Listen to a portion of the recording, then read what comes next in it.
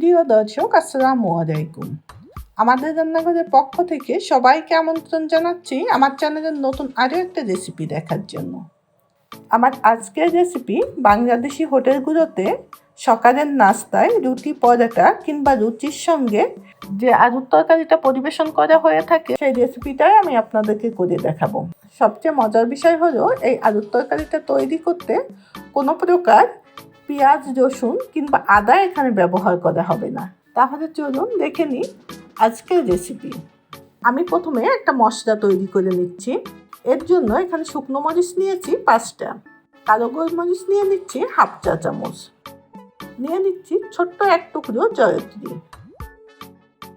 ছোট ছোট 6-7 টুকরা নিয়ে নিচ্ছি দারুচিনি,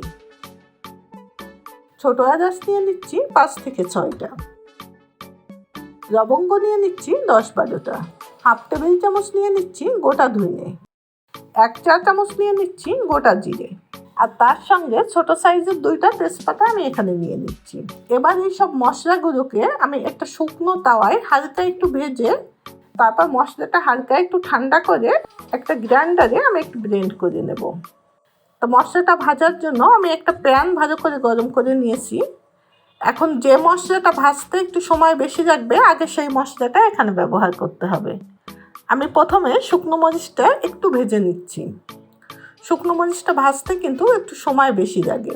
এরপর আমি এর ভেতর সেই দারুচিনিটা দিয়ে দিচ্ছি। আর মরিচটা ভাজার সময় এভাবে একটু চেপে চেপে যদি ভাজা হয়, তাহলে মরিচটা কিন্তু বেশ মচমচে হবে এবং ব্লেন্ড করতেও সুবিধা হবে। এবার সেই তেজপাতা 2টা আমি একটু কেটে ছোট ছোট করে এর ভেতরে দিয়ে দিচ্ছি। এই মশলাগুলো আমি মিনিট খানিক একটু ভেজে এখন এর ভেতরে গোটা ধনেটা আমি দিয়ে দিচ্ছি। গোটা ধনেটা দিয়ে আমি আরো 5-7 সেকেন্ডের মতো এটা একটু ভেজে নিচ্ছি।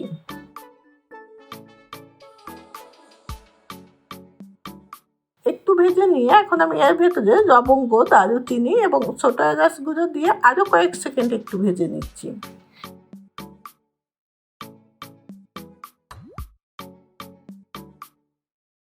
এটা ভাজতে ভাজতে যখন মশলা একটা ভাজা ঘ্রাণ বের হবে, তখনই আমি এর ভেতরে জিরাটা দিয়ে দিচ্ছি।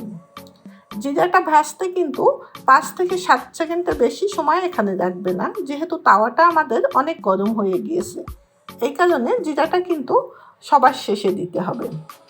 আবার অতিরিক্ত ভেজে ফেলবেন না, যাতে মশলার কালারটা নষ্ট হয়ে যায় এবং মশলাটা পুড়ে তিতো হয়ে যায়। মশলাটা যখন চারিপাশ থেকে ফুটতে থাকবে, তখনই আমি গ্যাসটা বন্ধ করে মশলাটাকে একটু ঠান্ডা করে এখন একটা ব্লেন্ডারের জগে আমি মশলাগুলোকে নিয়ে একটু ব্লেন্ড করে নিচ্ছি। এই মশলাটা তৈরি করে আপনারা কিন্তু একটা এয়ারটাইট বক্সে করে এটা সংরক্ষণ করতে পারবেন 3 থেকে 4 মাসের জন্য।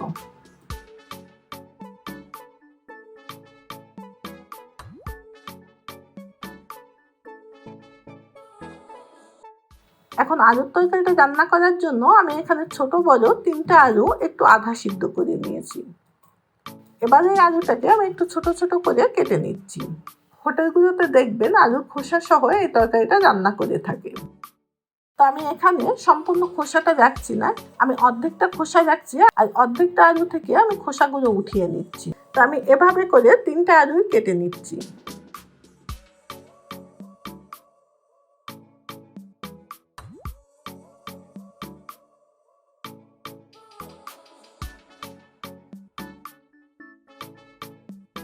তিনটা আলুই আমার কেটে নেওয়া হয়ে গিয়েছে।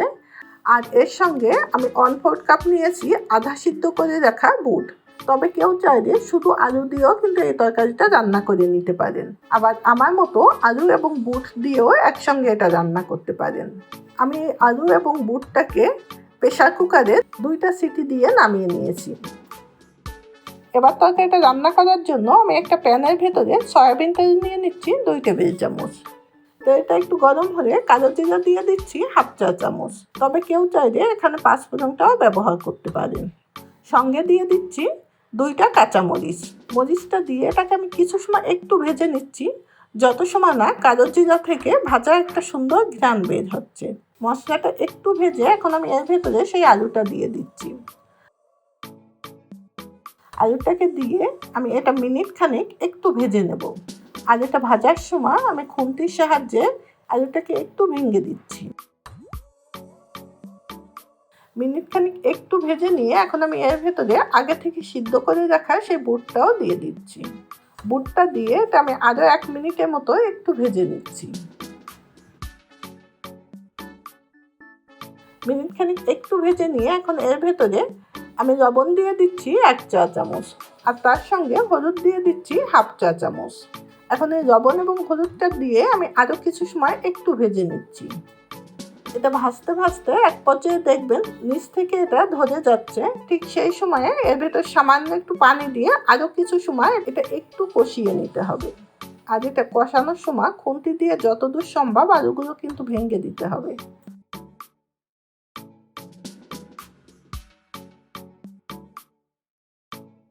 একটু কষিয়ে নিয়ে এখন আমি এর ভেতরে পরিমাণ মতো পানি দিয়ে দিচ্ছি। যেহেতু আগে থেকে আলু এবং বুটটা আধা সিদ্ধ করা আছে, তাই এখানে কিন্তু এটা সিদ্ধ করার জন্য খুব বেশি একটা পানি এখানে ব্যবহার করতে হবে না। এখন একটা ঢাকনা দিয়ে ঢেকে দিচ্ছি এবং অপেক্ষা করছি এটা ফুটে ওঠা পর্যন্ত।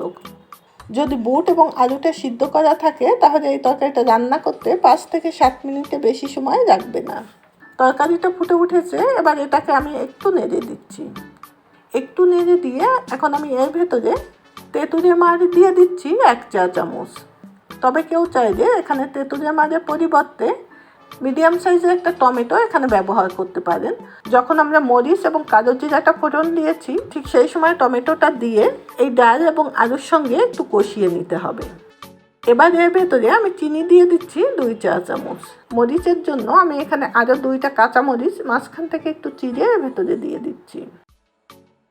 আলু এবং বুটটা কিন্তু প্রায় সিদ্ধ হয়ে এসেছে।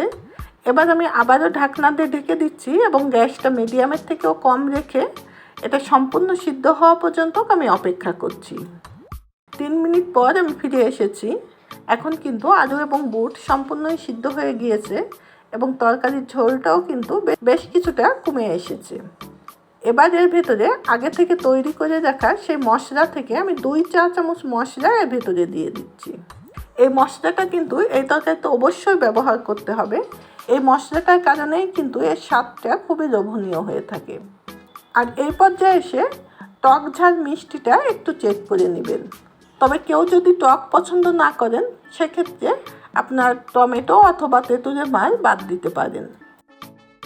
এবার একটা ঢাকনা দিয়ে ঢেকে দিচ্ছি এবং এটা দমে রেখে দিচ্ছি আরও 2 থেকে 3 মিনিটের জন্য। 3 মিনিট পর আমি ফিরে এসেছি। এখন দেখতেই পাচ্ছেন ঝোলটা কতটা ঘন হয়ে এসেছে, আর এটা ঠান্ডা হওয়ার পর আরও বেশ কিছুটা ঘন হয়ে আসবে। তাই এরকম ঝোল থাকা অবস্থায় এটা নামিয়ে নিতে হবে। এখন তরকারিটা একটু পরিবেশন করে আমি আপনাদেরকে দেখাচ্ছি। আজকের তরকারিটা আমি রুটির সঙ্গে পরিবেশন করেছি। আপনারা চাইলে এটা রুটি কিংবা পরোটার সঙ্গেও পরিবেশন করতে পারেন। ছোট থেকে বড় সবাই কিন্তু এই তরকারিটা রুটি পরোটা কিংবা রুটির সঙ্গে চেটেপুটেই খেয়ে নেবে। এমনকি আপনার চাইলে কিন্তু গরম ভাতের সঙ্গেও পরিবেশন করতে পারেন এই তরকারিটা। আশা করছি আমার আজকের রেসিপিটাও আপনাদের খুবই পছন্দ হবে। রেসিপি পছন্দ হলে ভিডিওতে একটা লাইক দিয়ে আমার চ্যানেলের পাশেই থাকবেন। আর রেসিপি সম্পর্কিত কোনো প্রশ্ন থাকলে সেটাও কমেন্ট বক্সে জানাতে পারেন। আমি চেষ্টা করব আপনাদের প্রশ্নের উত্তর দেওয়া। ধন্যবাদ এত সময় আমাদের সঙ্গে থাকার জন্য। আবারও দেখা হবে নতুন কোনো রেসিপির সঙ্গে।